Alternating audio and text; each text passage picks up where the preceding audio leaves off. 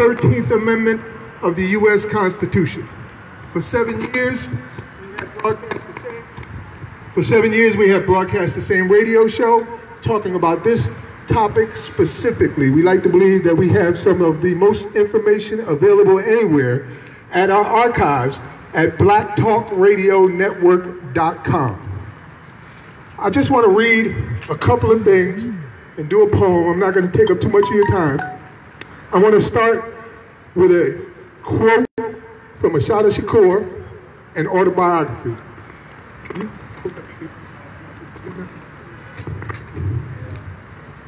Don't you know that slavery was outlawed?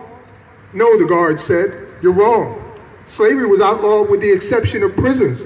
Slavery is legal in prisons. I looked it up, and sure enough, she was right. The 13th Amendment to the Constitution says, neither slavery nor involuntary servitude except as a punishment for crime, whereof the party shall have been duly convicted, shall exist within the United States or any place subject to their jurisdiction. Well, that explains a lot of things. That explains why jails and prisons all over the country are filled to the brim with black and third world people, why so many black people can't find a job on the streets and are forced to survive the best way they know how. Once you're in prison, there are plenty of jobs. And if you don't want to work, they beat you up and throw you in a hole. If every state had to pay workers to do the job prisoners are forced to do, the salaries would amount to the billions. Prisons are a profitable business. They are a way of legally perpetuating slavery. In every state, more and more prisons are being built. And who are they for?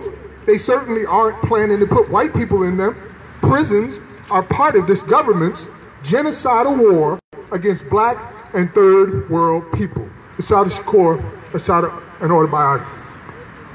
I know a lot of people may not even be aware that she had said that. For years and years, people have been talking about this.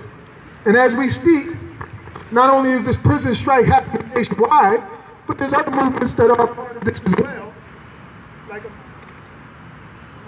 There are other movements that are part of this well, working in tandem, like the Amendment A in Colorado, where for the first time in Colorado, they expect to win a voter initiative that will remove the exception clause from their state constitution. And I think that is awesome. You got it?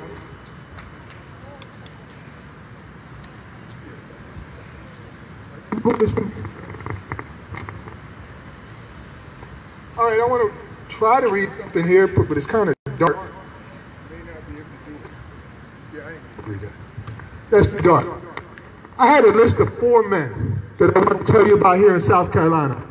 They have been incarcerated for a number of years already. And between 2013 and 2014, these men used a telephone to post on Facebook in order to help organize movements within prison. Here in South Carolina, for each one of their Facebook posts, they got a year in prison. One brother got 37.5 years for 37.5 posts. Another one got 34 years. Another one got 25 years. Another one got 20 years for Facebook posts. Not only did they get these lifelong sentences for Facebook posts, but they also lost their freedoms. And collectively, for instance, one of the gentlemen who is in prison right now will no longer get visitors or use telephones or have access to the canteen for the rest of his natural life. That's what they're doing here in South Carolina, and we charge slavery, we charge genocide, we charge crimes against humanity, because that's what's happening. And I want to finish off with a poem.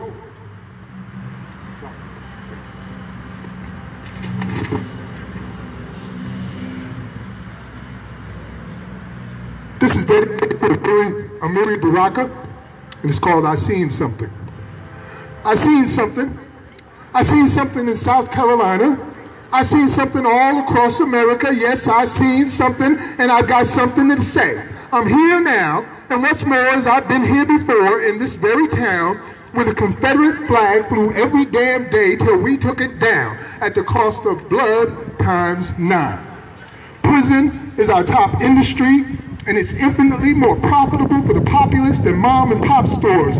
That's how it is here in my state, and it may be the same in yours. Check it, I mean it, and let me know if you've seen it. The police here are big bruisers, and they have a sport where they like to bump young black men with their cruisers as they recklessly chase them through their community like deer. Like Marlon Brown, they will run you down, and our people live in constant fear. It's no wonder I need some medicinal maryjane for my pain. You know who they are, the people eaters. I seen something, and I know you've seen it too, because when I was there, I was talking directly to you at the SC State Capitol on numerous occasions, using every method of poetic persuasion I have when speaking to the community as an abolitionist, as a witness to this monstrous atrocity in the same place for the same reasons my forebears spoke of in 1850, and even in the same damn city, right after another black mother's child died and nobody wanted to say why. I'd march with babies and be beside them so they could all see too and know what to do when they see it again. I have personally witnessed from courtrooms in a state of fury as my black fathers, mothers, sons, and brothers were unjustly tried and incarcerated by an all-white or near all-white juries on purpose. In fact, it's accepted tactic. That's just how we do. No polls or graphs needed to convince me it's true. I've seen it, and I know you've seen it too. With my own eyes, I've seen lawyers manipulate the structure of a jury by race, by the color of someone's face. I suggest you go see it take place personally. No reason why you can't. For all intents and purposes, our courts look just like a core civic or GM corporate product processing plant. I've seen it. You've seen it too. If you ever looked around, you would know that there's something in the way of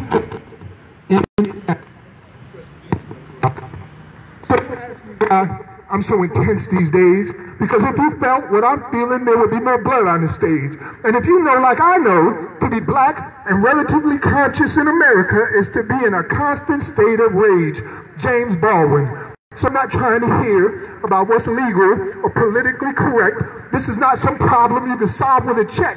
Have you forgotten what was said about a man named Dredd? That colored persons of African descent have no rights that white men are bound to respect. So here's a finger for your feelings, maybe even two. You know how I do. I'm trying to be honest. Unless it's to correct the 13th Amendment to end slavery, I don't give a damn about whatever laws you think we need to change, or which politicians you vainly claim can Superman our lives out of bondage. A mission petition seems meaningless in this madness, and somewhere in Florida, votes are still being counted. Taylor Mali. People, I'm trying to say I've seen it. You've seen it too. You all know it's true. Every genocide is considered legal by the people doing the killing, enslaving, the robbing, and raping. They never stop taking. Not till your eternal spirit is left drained and your soul left stained by feelings of guilt and shame so old and ingrained that you can't even name it, until all that is left is this overwhelming urge to protect and serve the very men who enslaved you and remade you in their own image. Look in the mirror of your soul. Do you see it? I believe that you do, and that's why I said I see something. I see something in South Carolina, and I think you've seen it too. Peace.